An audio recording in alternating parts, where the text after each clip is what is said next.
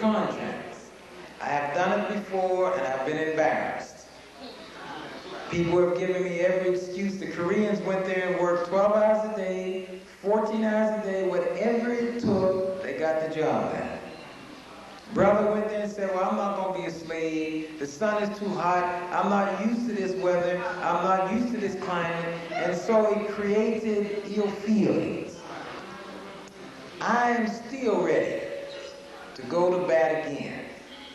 I don't know who the contractors are. That's not my business. I'm holding you responsible. If you give me your word as a Muslim that you're going to deliver, there can be no excuses. We are Muslims. We are people of African descent, and we are preparing ourselves to lead the third world. We need contractors in China. We need contractors in Brazil.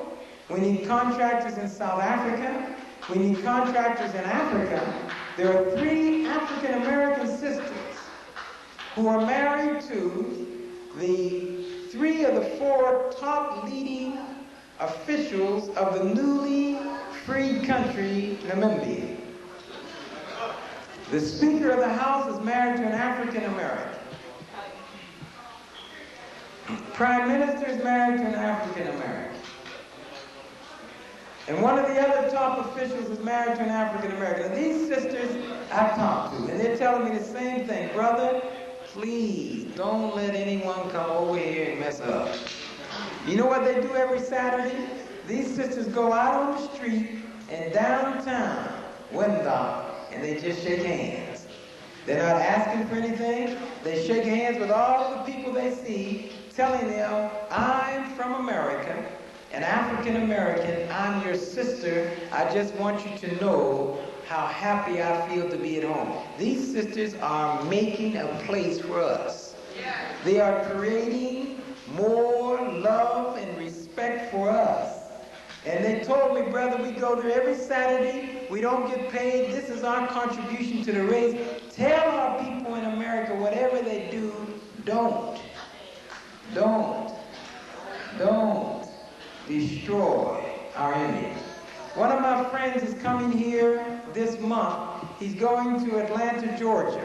His name is Abdullah Nazardine. Don't tell anyone this, he'll be mad. I better not tell you that. I'll just tell you he's wealthy. I won't tell you how much. But I will tell you this. I heard about him in Saudi Arabia.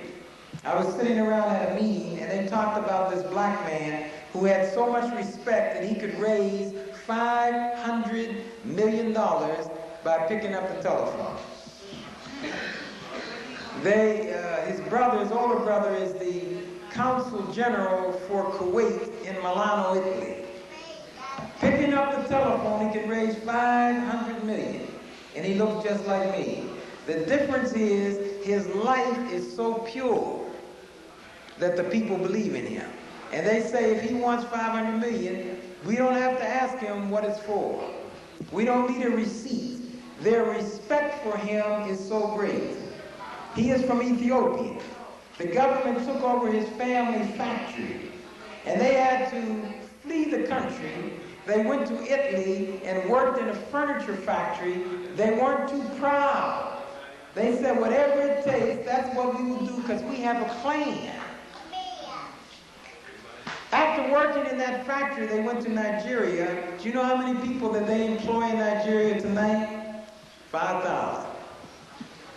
There's not an African American with all of our talk, with all of our conferences, with all of our speculation, with all of our pontification, with all of our intellectuals. We don't employ 50 people on the continent of Africa. This one family employs 5,000 in Nigeria. You are coming from the richest country in the world. They're coming from one of the poorest countries in the world. What's the difference? The difference is that he has taken Islam and recognized the economic plan in Islam. The Prophet ﷺ said that if you only have a needle, sell the needle. Be a merchant. The Prophet told us when a man came to him in the mosque, this man prayed in the morning, in the afternoon, in the night. He didn't want to leave the mosque. He didn't have any money to support his family. And he came to the Prophet. He said, could you give me some money because my family's hungry? The prophet said, what do you have in your home? He said, I'm poor, I don't have anything because I spend all my time praying. He said, you have to have something. He said, well, I have some old clothes and a few vases. He said, bring them to me. And the prophet in the mosque held an auction. And he sold some of the clothes in the vase, and he took the money. He said, take this money and feed your family. And then this money, you buy an axe. And you go out and chop trees. Get out of this mosque. Go out and chop trees, sell the wood, and support your family. This is Islam. So Brother Nasruddin took the economic model because the Quran said that trade is legitimate for us. That's why Africa developed this trade. It's slavery in America that killed. We knew how to trade. We're the greatest merchants in the world. We lost all that. We're afraid to open up a business now because we've been taught we can't do it. The Quran purges us of those old silly slave notions. And the message is we must work. Another man was a very religious man. And the brothers tried to get him to quit his job and work for the propagation of the faith. And he wouldn't do it. So they went to the prophet and they said, could you speak to him? And get this man to quit that slave 8 hour a day. And the prophet said, what is he doing with the money that he makes on that job? If he's taking care of his wife and his children, that is Islam. He is better than you. If he's working to buy big, flashy, ostentatious assets for conspicuous consumption, that is not Islam. So the Quran teaches us to work. We're not supposed to be on welfare. We're not supposed to be begging. When I walked through Harlem and saw those brothers selling, that's a hard life. That's a tough life, but I love it. Because they don't want to beg. It's not welfare. You learn how to talk to people. You observe the community so you can recycle information. That's the value of a person engaged in trade. What we have to do is to teach the proper way. How do you manage a business now? Some of the things that are being sold are fantastic, but we need to move into a larger arena. We need to get some of the basic things that our people buy every day and build a pride to support us. But there must be the best. I don't want anyone supporting me because I'm black. Support me because I'm the best. I want the best product. If I don't give the best service, I want you to criticize me everywhere you go. You say that man talks great, but he ain't nothing.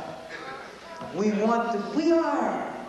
How else can I say it? The Quran said, this day art thine enemies in despair of thy religion. Fear them not, fear me. This day have I perfected for you your religion. And I have completed my favor unto thee. And I have selected for you, for your religion, El-Islam. That's the Quran.